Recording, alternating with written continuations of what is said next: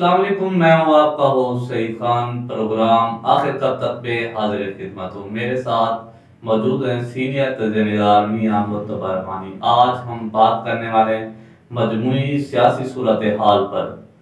अदम इत्माद का वोट कल होने वाले हैं वजीर आजम इमरान खान के खिलाफ और पीडीएम कितनी मजबूत है दिखाई देती है।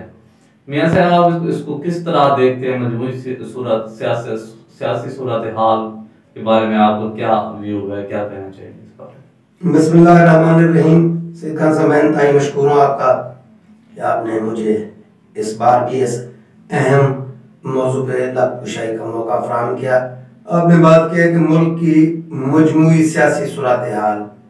अर्ज ये है कि 28 फरवरी से लेकर जो बिलावल भुट्टो का लॉन्ग मार्च शुरू हुआ, जलसे, जुलूस, रैलियां, फिर ये सारा कुछ इकट्ठा होता होता अदम एतमाद की तहरीक पेश कर दी गई 7 मार्च को। सबसे पहली बात तो ये है कि हमारी सियासी हल्के, सियासी जमातें, सियासी लोग आवाम के लिए आसानियां पैदा करें या ना करें, लेकिन एक महीने से आवाम को शदीद टेंशन में रखा हुआ है कि ये अभी अदम एतमाद पेश हो गई है जी, सिंध हाउस में जी मुनर्रिफ अरकान बंद है जी, उधर हमला हो रहा है जी, बयान हो रहे इमरान खान साहब, जलसा, जुलूस, डंडे सोटे, मार कुटाई, टेंशन। किसी भी जमहूरी मुल्क में एक दूसरे के साथ इख्तलाफ राय, इख्तलाफ नजरियाती, इख्तलाफ जमहूरियत का हुस्न होता है। ये अदम एतमाद की तहरीक आई है, ये भी कोई कानूनन गुनाह नहीं है। मैं इसलिए आपको एक मिसाल पेश करूं, जैसे इस्लाम में तलाक एक जायज अमल है, लेकिन अल्लाह ताला की तरफ से इसे नापसंद करार दिया गया है। अदम एतमाद की तहरीक कानून का हिस्सा है, लेकिन ये है कि उसको नापसंद किया जाता है। अगर जमहूरियत में एक बंदा वोट लेकर आ गया है तो उसका ये बुनियादी हक है कि वो 5 साल अपनी हुकूमत पूरी करे। अभी अदम एतमाद की तहरीक पेश हो गई है। इमरान खान साहब भी बड़े बुलंदोबाग दावे करते थे, जनाब मेरे ऊपर उंगली उठी तो मैं इक़्तिदार छोड़ दूंगा, मुझे किसी ने गोनियाजी कह दिया मैं इक़्तिदार छोड़ दूंगा, मेरे खिलाफ अदम एतमाद आ गई तो मैं छोड़ दूंगा। ये अपोजिशन शायद अदम एतमाद पेश करती या ना करती। इनको इनके जो ना ये किराए के तर्जमान है, उन्हें जबरदस्ती उकसा के उनको लेके आए कि आप देखें जी हमारे खिलाफ अदम एतमाद पेश तो करके देखें, हम देखते हैं इनकी मजाल क्या है।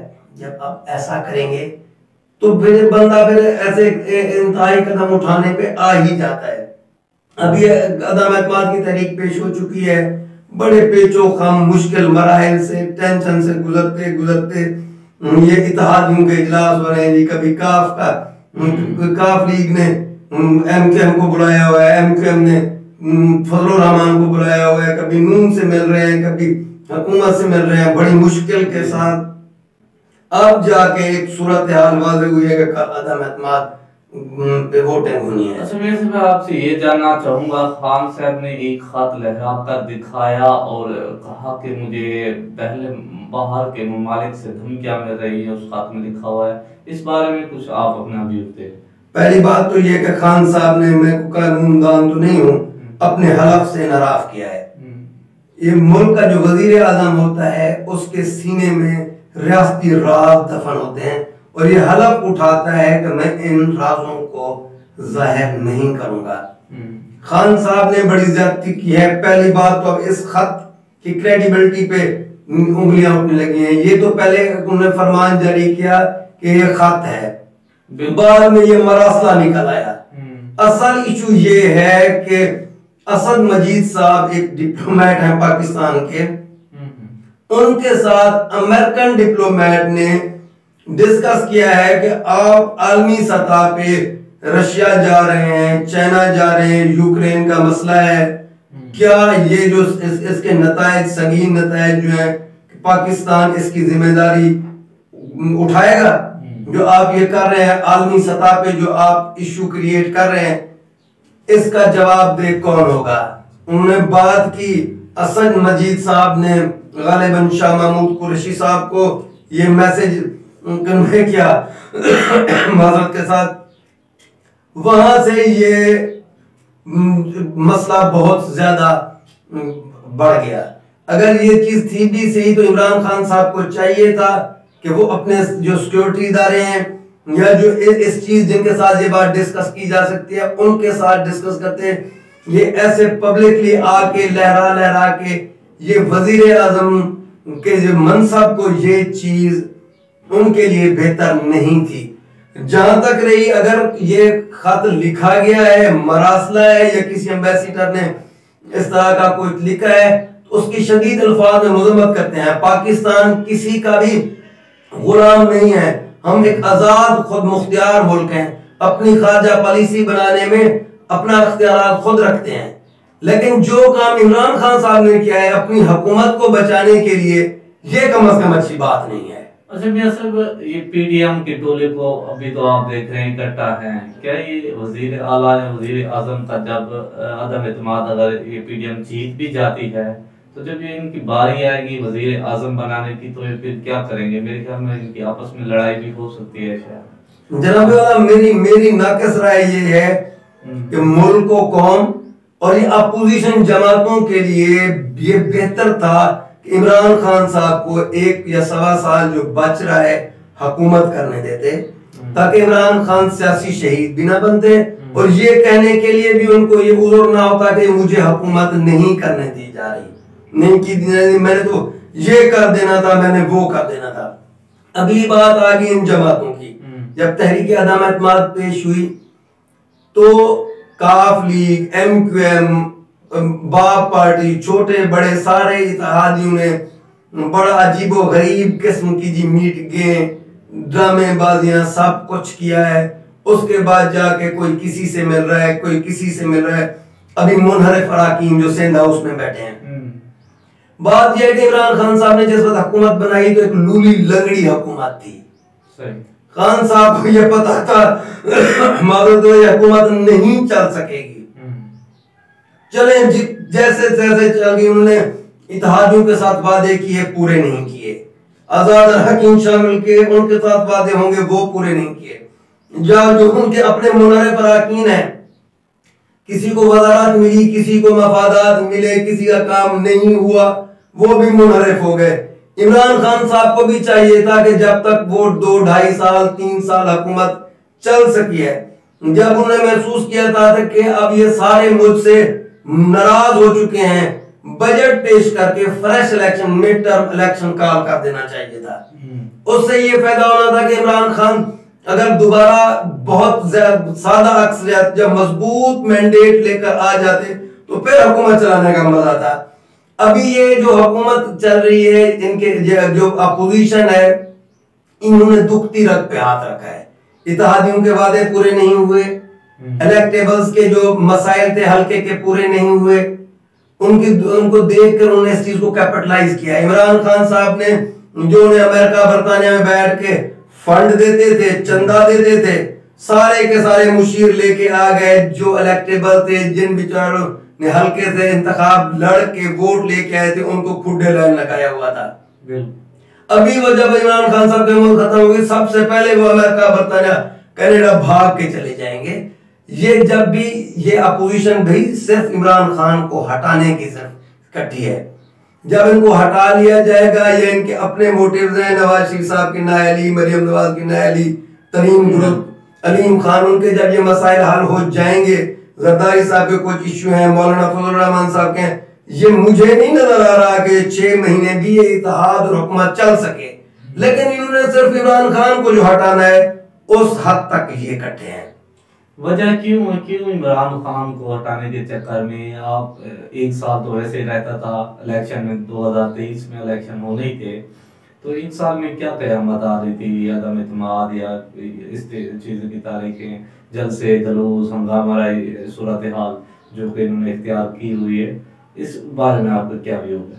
जैसे मैंने पहले अर्ज किया है कि शायद ये अपोजिशन वाले इमरान खान को टाइम दे देते कि 1 साल या सवा साल पूरा कर ले।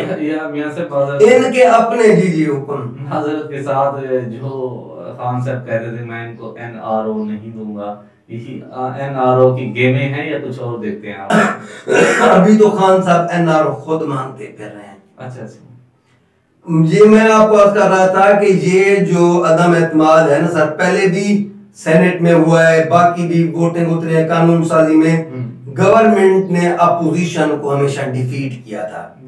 अभी इनके वजीर वुज़रा फवाद चौधरी साहब जो कभी नून में, कभी काफ में, कभी पीपल्स पार्टी में, शेख रशीद साहब या इनके वो शहबाज गिल हो गए, या इस तरह के जो तर्जमान है, किराए के जो तर्जमान है, उन्होंने अपोजिशन को मजबूर कर दिया है, रोजाना उनको टॉर्चर कर कर करके आखिर वो तंग होकर उन्होंने अदम एतमाद, ये मैंने अर्ज किया कि कानूनन अदम एतमाद ठीक है।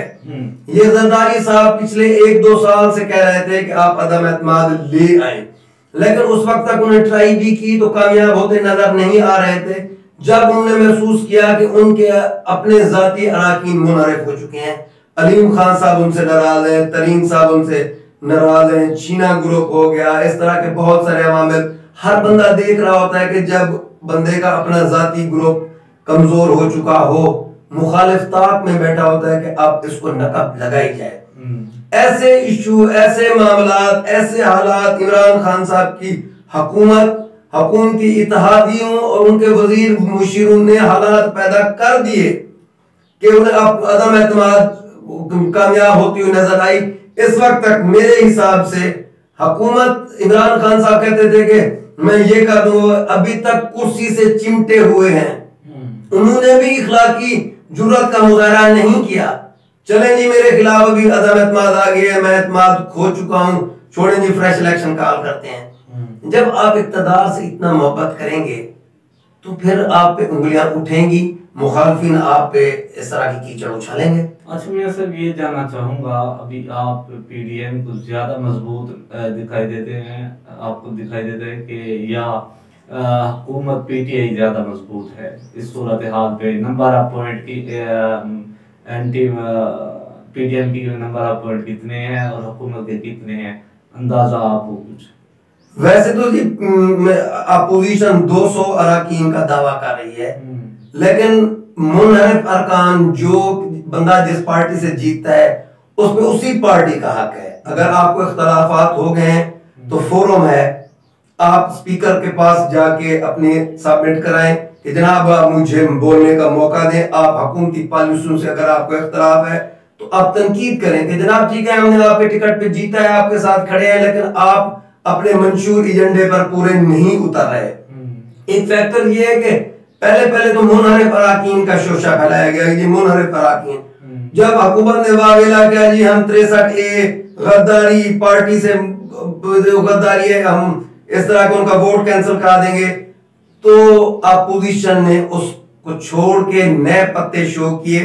उन्होंने बाप पार्टी को, एमकेएम यानी हुकूमती इत्तेहादियों को साथ अपने मिला के 172 के हिस्से से ज्यादा शो कर दिया है कि हमारे पास हैं। अभी मुनहरिफ अराकीन बासित बुखारी हो गए, राजा रियाज हो गए, नूर आलम हो गए, या जो भी कहते हैं, कोई कहता है कि 18 है, कोई 20 है, कोई 22 है, उनके अलावा अगर वो भी अपोजिशन ना लाए तो अपोजिशन इस पोजीशन में है कानूनन इखलाकन इत्तेहादियों को साथ मिला के भी अपोजिशन इस वक्त कामयाब हो चुकी है। अच्छा, मैं सिर्फ आप इस बारे में मैं आपकी राय जानना चाहूंगा। कल को आप किस तरह से देखते हैं?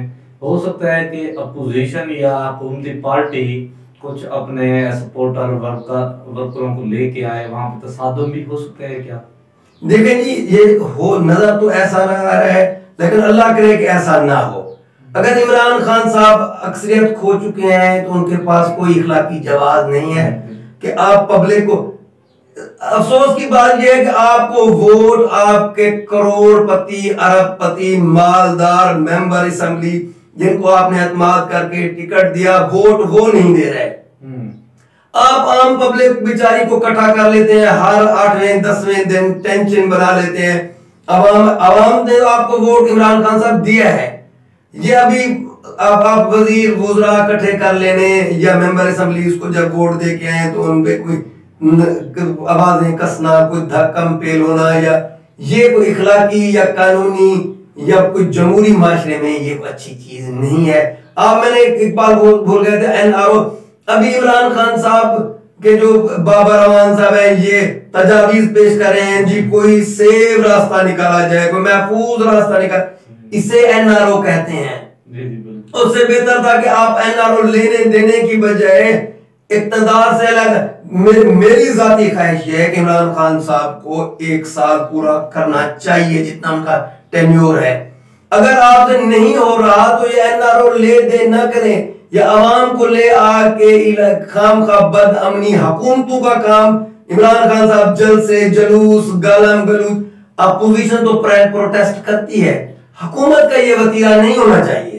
अच्छा मियां साहब, आखिरी सवाल, हमारे प्रोग्राम का टाइम भी खत्म होने वाला है, आखिरी सवाल आप बताएं, क्या इस अदम एतमाद की वजह से खान साहब की मकबूलियत बढ़ी है या कम हुई है? आखिरी सवाल। मेरे अंदाजे में अगर अदम एतमाद जैसे पेश हुई थी उस वक्त खान साहब की मकबूलियत बढ़ी थी। अगर ये रिजाइन करके फ्रेश इलेक्शन की तरफ चले जाते तो खान साहब का ग्राफ बहुत ज्यादा बढ़ चुका था, हमदर्दी थी। अभी जो खान साहब कुर्सी से चिमटे हुए हैं उसकी वजह से कुछ ग्राफ नीचे भी आया है। बल्दियाती इलेक्शन में खैबर पख्तूनख्वा में पीटीआई को इस हमदर्दी का वोट भी मिला है। बिल्कुल ऐसे। तो ये दोनों अवामिल है, मिक्सअप है। तो अल्लाह करे कि मुल्क को कौम के लिए बेहतरी हो। आखिर में मियां साहब ने बहुत अच्छा मैसेज दिया कि इमरान खान को अवाम में अच्छी खासी मकबूलियत मिली है सिर्फ अदम इत्मीनान की वजह से। हमारा प्रोग्राम का वक्त खत्म हो जाता है, लिहाजा मिलते हैं नए मौजू के साथ। पाकिस्तान जिंदाबाद।